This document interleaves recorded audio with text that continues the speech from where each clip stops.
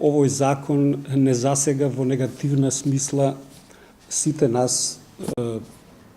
како што спомнаа колегите, Сојузот на музичките уметници, но и предпоставувам и сите профили кои што се поврзани со музичката дејност, музичката култура, музичкото образование, музичката продукција, така да не сме само ние засегнати од овој закон. По мене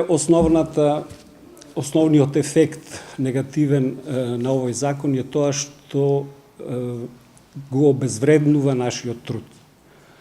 И онака нашите дотации се минимални, кога ќе се додадат и овие нови законски давачки, тоа ќе биде навистина една символика која